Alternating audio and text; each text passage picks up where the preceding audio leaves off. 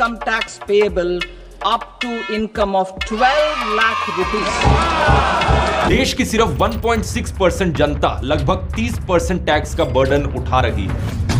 Hello everyone, welcome back to our new video guys. तो कैसे हैं आप सभी लोग? आई होप आप सभी अच्छे होंगे। तो जैसा कि आपको पता कि बजट फाइनली आ चुका है 2025 का, लेकिन इस बजट ने सबको हिला के रख दिया। क्या ये एक आम आदमी के लिए फायदेमंद है या सिर्फ बड़े या बिजनेसमैन लोगों के लिए एक और गिफ्ट? वीडियो में हम बात करेंगे और इससे स्टॉक मार्केट पर क्या प्रभाव पड़ेगा वो भी बात करेंगे। तो चलिए फिर वीडियो शुरू करते हैं।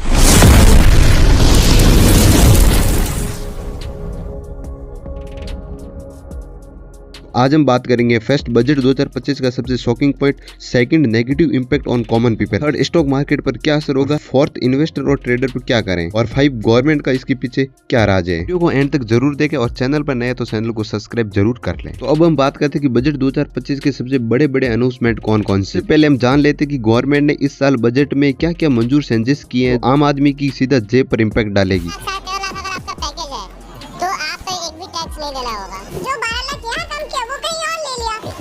महीना वाला भी गरीब हो गया भैया। एक नंबर का पैसा एक नंबर में दिखाई देगा, क्योंकि अब लोग टैक्स से चोरी नहीं करेंगे। क्वांटिटी के साथ क्वालिटी कंप्रोमाइज नहीं होनी चाहिए। आईआईटी इज आईआईटी आज का भारत। बहुत ज्यादा इन्वेस्ट करते हैं शेयर मार्केट में, उनको कोई बेनिफिट नहीं हुआ है। हम लोगों के सबसे लिए वही जरूरी होता है कि हमें मिडिल क्लास को क्या।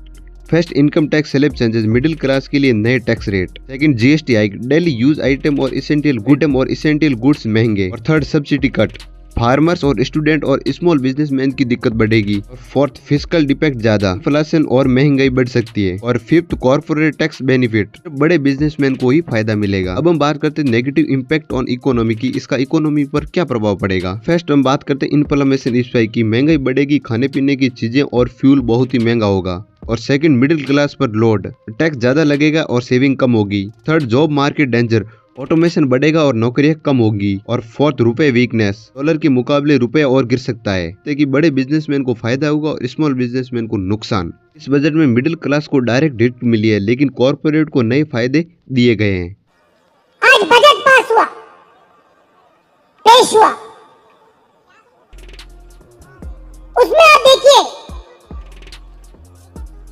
बजट का पूरा लक्ष्य 25 लोगों को फायदा पहुंचाने का। इससे जो छोटे व्यापारी हैं उनको क्या लाभ हो रहा है?